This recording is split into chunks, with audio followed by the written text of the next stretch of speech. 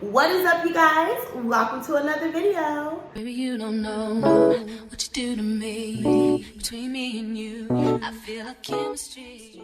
My name is Marissa Linnell. If you are not new here, hi and welcome back. If you are new here, I do not know what brought you here, but I love that for us. On this channel, we talk about life, okay? Because life is life in the hell out of all of us, and we are doing it together right here, right now on this channel. But mainly, we talk about personal development and femininity. So, if that is something that you are interested in, please be sure to hit the subscribe button. Please, thank you, and you are welcome. So, first things first, Happy New Year to everyone. I hope this new year has been great so far. By the time you see this, it's probably going to be day 7 or 8 of the new year. And I hope these last 7 or 8 days have been great for you.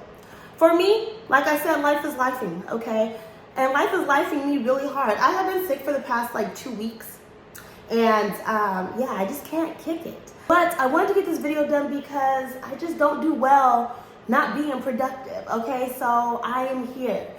So I do want to apologize for my voice if I sound a little stuffy, a little like I got a cold, because I do. And I also want to apologize if my energy is not up to par, what it usually is, because, well, I'm exhausted, okay? But I can't sleep, so here we are. For the past month, life has been chaotic, okay? With all of the family time, the friend time, the shopping, the cooking, the decorating, it literally goes on and on. But now it is time to take a step back, take a breather, get back into our routines, and reset. So with that being said, I am going to go over some things that I am doing to improve my lifestyle, get my life back on track, things that I think all the girlies can really benefit from. Let's talk about it. First thing on the list is transforming the vibe of your home to reflect the best version of yourself. Honestly, before Christmas, I thought the vibe of my home was cool, right? I really thought it reflected who I was.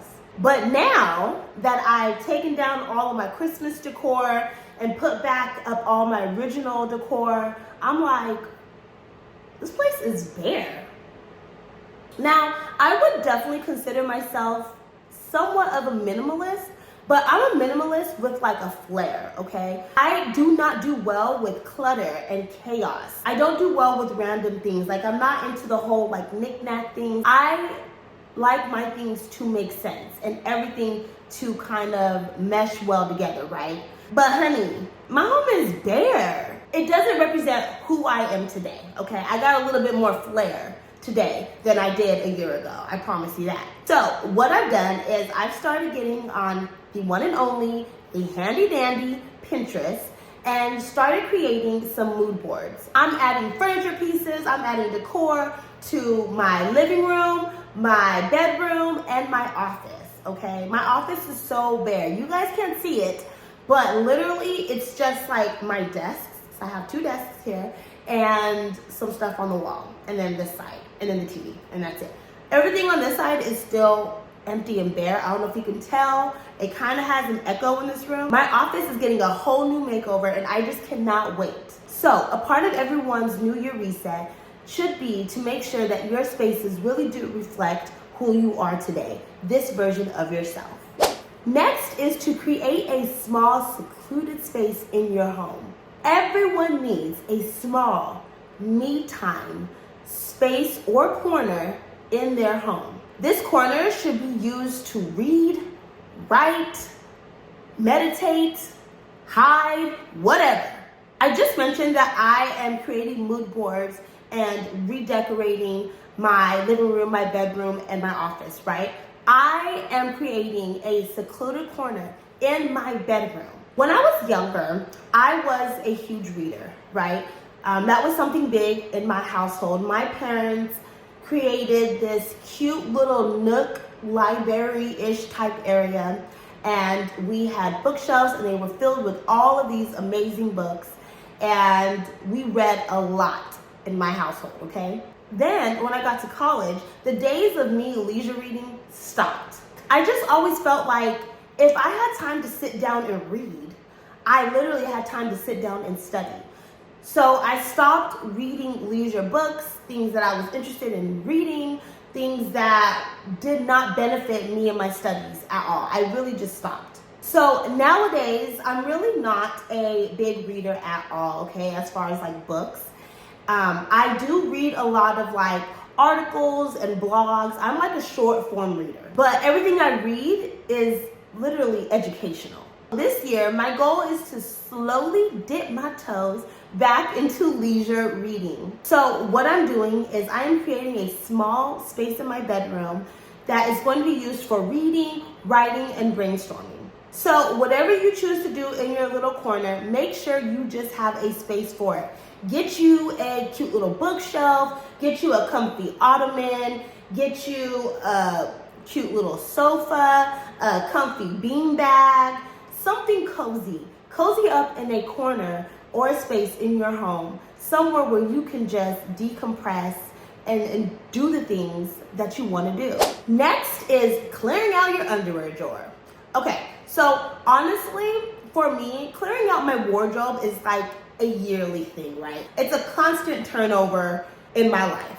At the beginning of the new year's, I always focus and start off with my undergarments, okay? So I'm talking about socks, bras, and panties.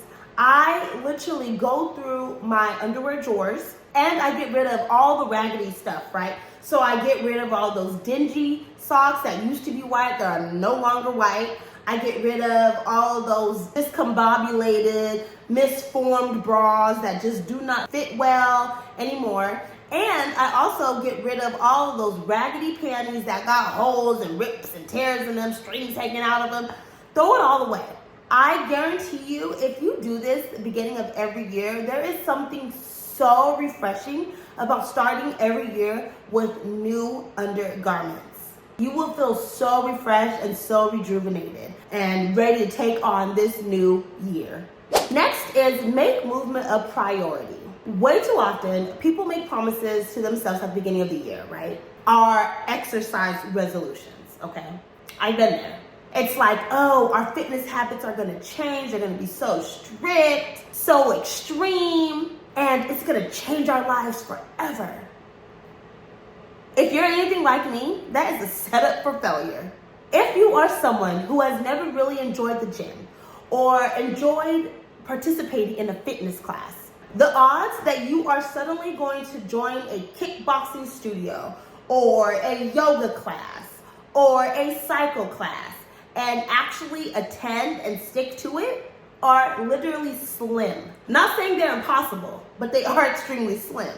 Personally, I am somebody who enjoys fitness at a leisure. I enjoy going to the gym at my leisure. When you start to put obligations and expectations on me and the gym and my fitness journey, I'm not gonna do it. I'm not. I'm gonna find every excuse under the book. So instead of me making these fitness resolutions every year, I choose to work with what I'm already doing and make small improvements in small doses so that way I'm not having to do a complete 360. If you have been watching me for a while, you know that I stopped going to the gym. And I talked about that in a video I did on things that I stopped doing to feel more feminine. And if you missed that video and you are so inclined to watch and maybe learn why I stopped doing it, I will make sure to link that video in the description below. So anyways, in that video, I discussed that this area of my life, I am into the outdoor walking. My slight improvements that I've been making are walking further or taking new routes or even walking to places that I would normally drive, okay? I live in a central area, so there's a lot of like stores, coffee shops. So say if I needed to pick up something really quick, like the other day I needed to pick up some spinach because my spinach had gone bad and I wanted to make my smoothie. Normally I would just drive to the store and then just drive back. But the store is so close, I'm like, why not just walk, okay? So those are my small improvements that I am implementing in my life in small doses. Key word is the small doses. Another unconscious way of making sure that you are actually moving your body is investing in a smartwatch, like an Apple Watch or a Fitbit. You honestly do not need the newest versions of these items. You can find them for super cheap, like generations 1 or 2. I think I have a 2 and it works just fine for me. But I really do think it is important to have these types of watches and things like that because it literally is an unconscious way of tracking that you are moving your body. So you can set obtainable daily goals to make sure that your body is moving. So if you are not the type of person to go to the gym and get a workout in, you can literally just set a goal on your watch to make sure that you are hitting however many steps a day or however many miles a day, and your watch will unconsciously track it for you. And it would just be a nice set of achievement for you. You know that you are moving your body. And then you can advance your daily goals every few days, every few weeks, every few months, whatever floats your boat. Just know that prioritizing your body is extremely important. And once you start prioritizing that, your body will definitely crave it. And then eventually it will just become another daily habit. Kind of like brushing your teeth. Next is cleaning up your credit. Okay, 'tis the season, okay? Now we're all done shopping and spending all this money. It's time for us to reel it back in and sit down and look at the damage that we've done this past holiday season. Since I've been so sick, I've literally have been able to do a deep dive into my credit, okay? My credit report and my credit cards. And I've been able to clean everything up.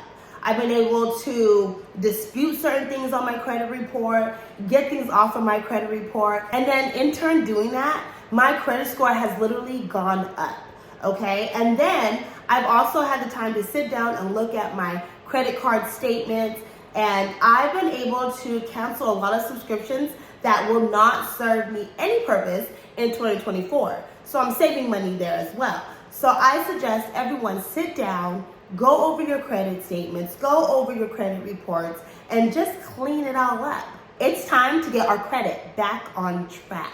Next is sort out your entire camera roll and declutter. This is a great start and a great life hack to resetting your life because it gives the impression of a fresh start, which should definitely motivate you to start over or continue doing what you're doing. In my phone, I had so many duplicate videos, so many duplicate pictures.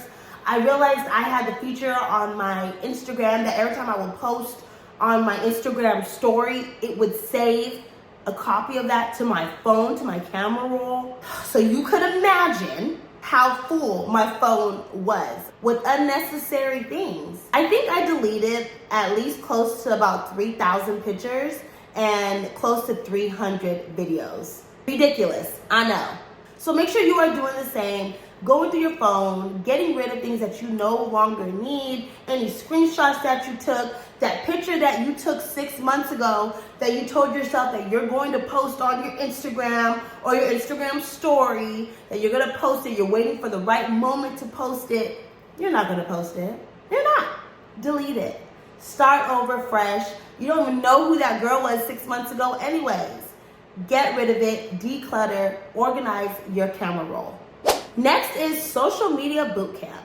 Just how we talked earlier about transforming our spaces to reflect who we are today, yeah, we need to do that for our social media as well. Transform your social media accounts into an accurate replica of who you are today, your current personality. We grow a lot in a year.